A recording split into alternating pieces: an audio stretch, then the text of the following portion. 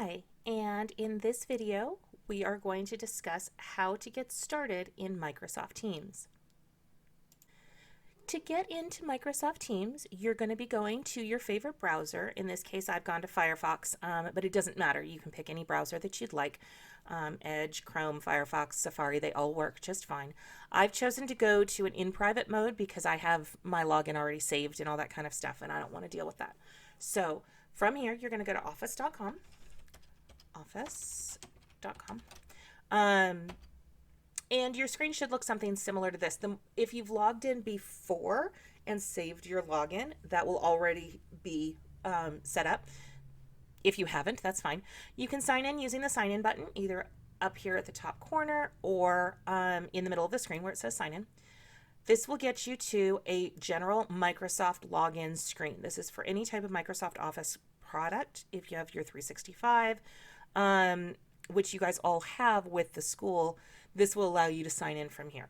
You are going to enter your net ID, Q6, minus Q62, at Great Falls College MSU. So this is your net ID and then at Great Falls College MSU. As you can see, it knows a lot of your logins depending on how you've set up your browser. And then we'll go ahead and click next. Your password is going to be the password for your D2L account. So it'll be exactly the same password. And then you can click sign in. It'll ask you at this point if you want to stay signed in. Because I'm in an in-private mode, I'm not going to worry about it. But if you're on your own personal computer, feel free.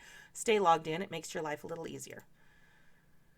When Microsoft Office pops up, it pops up with some emails that or files that you have used, and then of course your recent ones, different things that you have looked at. The important part is up here at the top. These are all of the applications that you can use through your net ID. As you can see, you have access to Word, Excel, and PowerPoint, and Outlook, OneDrive, so on and so forth.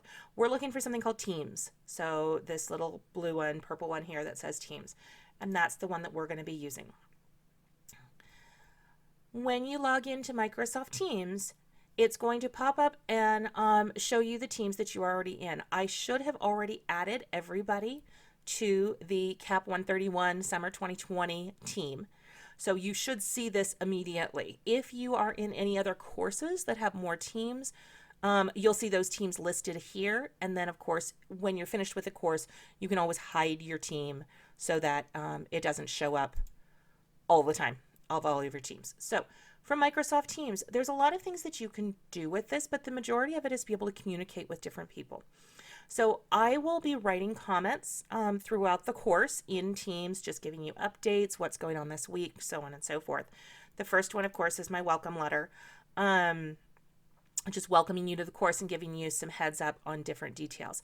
If you have questions about anything that I write, please feel free to reply and comment on it and let me know. It'll let the other students know if you have the same question. Remember, often if you have a question, somebody else does as well. Also, you can write your own conversations. If you have a question about something, hey, I'm working on this assignment and this isn't working right. Anybody have an idea? You are welcome to go in and respond to your fellow classmates. That would be lovely. If you need to get hold of me directly, you can always go up to the chat window, which is up here. It's just like an instant messaging, but it goes directly to my Teams account and allows me to communicate with students directly. So if you have a personal issue, if something comes up and you need to talk to me, if you're having an issue that you don't think everybody else would be having, and you just want to talk to me, the chat window is the best way to get hold of me. I usually have my Microsoft Teams up all the time. So every time you chat, it's just like a cell phone. It pops up on my screen and says, hey, so-and-so had a question. So please feel free to use the chat window. Also, in this course, we have meetings, so team meetings. I have it listed here as every Monday at 7 p.m. So for the next 8 weeks, we're going to be meeting at 7 p.m. every day. When you want to join the team meeting, you just click on the link and hit the join button. If nobody has started the meeting yet, you will start the meeting. If someone has, you will join right into the meeting. The team meeting allows me to share screens and to have a conversation with all of you. It's similar to WebEx or Zoom or any of those type of programs. So when we do our team meetings, we will go ahead and we will save those and record the videos so that you can come back to them at some point in the future and watch those if you were not able to attend the meeting.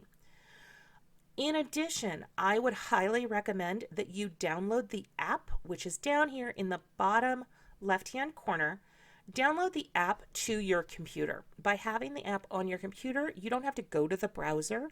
You don't have to go to your web browser. It just sits in an app on your taskbar.